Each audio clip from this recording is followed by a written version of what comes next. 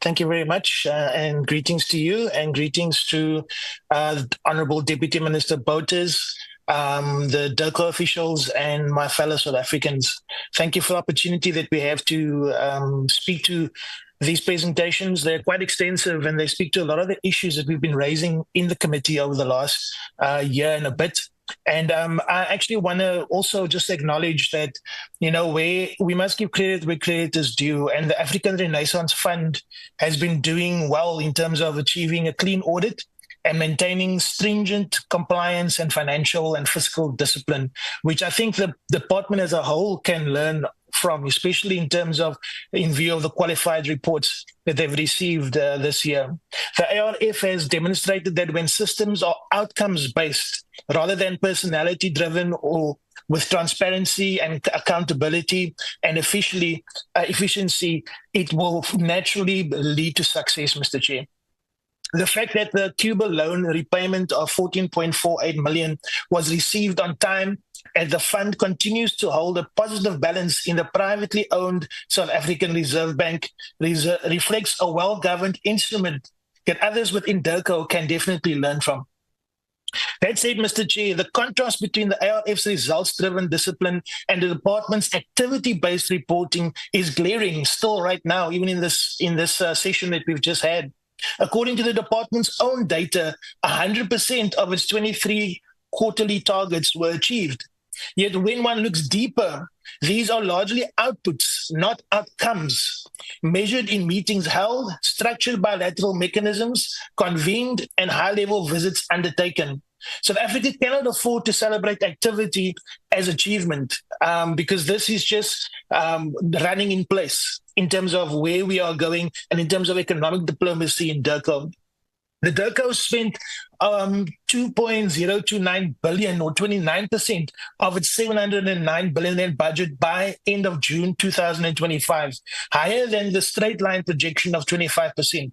Yet most of that spending went to compensation of employees, 807 million rand, and membership contributions to multilateral bodies, not necessarily to strengthening South Africa's voice or economic leverage in those bodies. Underspending in capital assets and unpaid UNDP and nuclear treaty contributions expose systemic inefficiencies, which is a bad reflection on us as a country. And we need to make sure that we pay our fees and we pay our debts on time. That is the first point of call for a structured and a responsible government, Mr. Chair. And I think DIRCO needs to focus on those things. Honourable members, this reveals a deeper contradiction. The department celebrates perfect performance on paper, while its ICT systems, missions, and service delivery remain crippled by internal dysfunction. And this was something the chairperson just spoke to, and said that, after the Brussels trip, we could see that there was more need for ICT intervention. The ICT presentation shows delays in implementing the GWAN, unstable server connections, and manual visa processing due to outdated infrastructure, with missions abroad still dependent on Wi-Fi instead of stable wired connectivity. Mr. Chair, this is infrastructure from the 80s and the 90s. We need to modernize and digitize our connectivity as fast as possible so that we can increase the amount of tourists coming in, to increase the amount of jobs we create from our economic diplomacy, so that we can increase the amount of business people and business delegations getting visas to come over here and do investment and partnerships with local communities.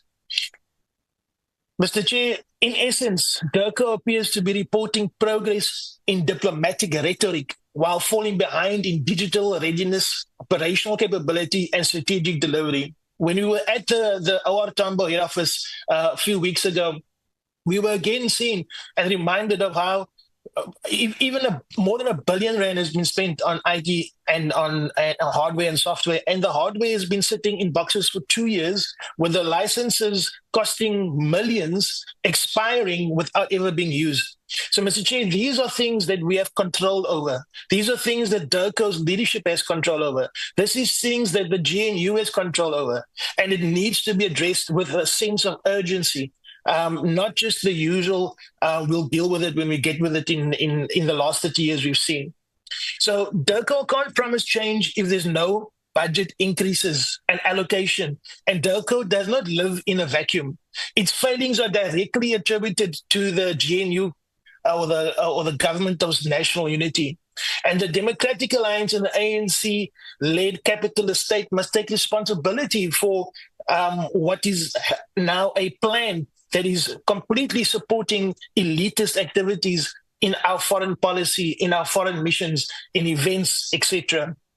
According to Treasury's latest MTBPS, which is what we're sitting with today, and I'll be going into the lockup after this, while the global country unemployment average now is at 43.1%, and youth employment is at 72.4%, which is like one of the worst in the world, if not the worst in the world. And the global average for unemployment is 4.9%. How can we be sitting at a general of 43% and a youth of 72%?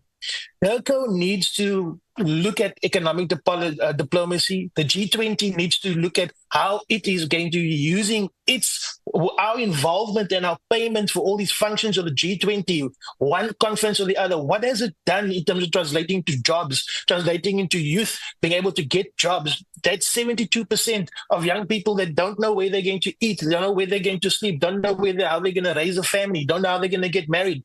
These are realities that come as a result of not having proper foreign policy and foreign economic development policy, and that the beneficiaries are not the ordinary South Africans. The beneficiaries are the elite.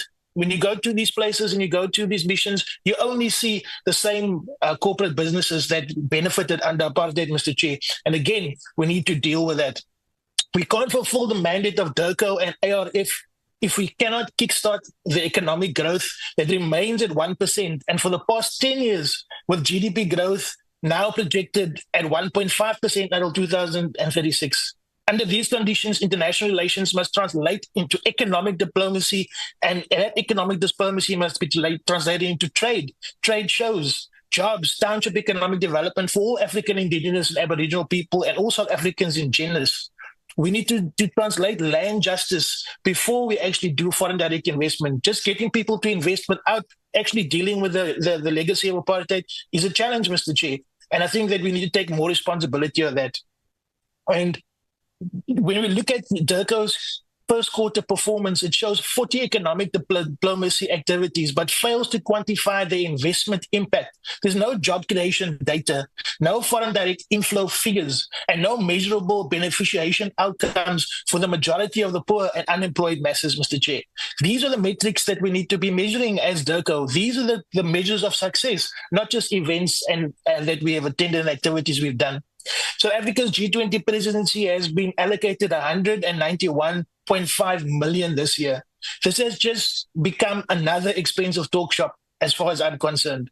And it's a group of countries that actually have a responsibility for reparations for what they did to us as South Africans, Mr. Chair. And that needs to go onto the agenda in our foreign policy. We need to speak to these G20 countries, and we need to tell them where is your reparations to pay for what you've done to our people.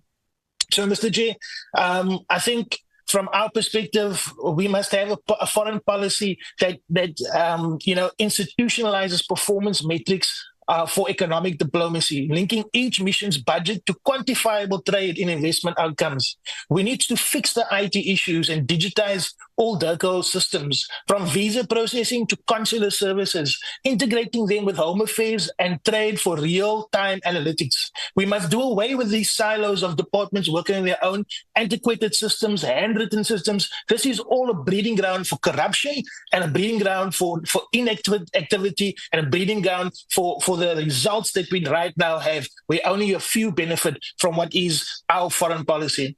We need to redirect travel and hospitality savings into a Pan-African fund for youth innovation, and to produce engineers, coders, diplomats for the fourth industrial revolution. When you got millions of young people that are unemployed, we can send them to the global south, to China, to Russia. We can send them to Europe. They can learn the skills that they can bring back, that we can service Africa and South Africa's needs. But we haven't done that en masse, Mr. Chair. So reforming DIRCO's structure is very important to focus on bilateral and more South-South trade corridors, BRICS industrial cooperation, and continental food and energy security. In conclusion, Mr. Chair, I think we are at the risk of coming to these meetings and coming to things like this presentations and then getting the same information. I appreciate that there's a shift, and I can see the shift in the department since we started last year, that there's a real desire to start looking at economic diplomacy, its effectiveness. But I do think that there's a lot more left to desire. And I do think that we must emulate and appreciate departments that get it right, like the ARF, and see what they did right and then do that right and make sure we can extrapolate that and put it across the department. Thank you very much.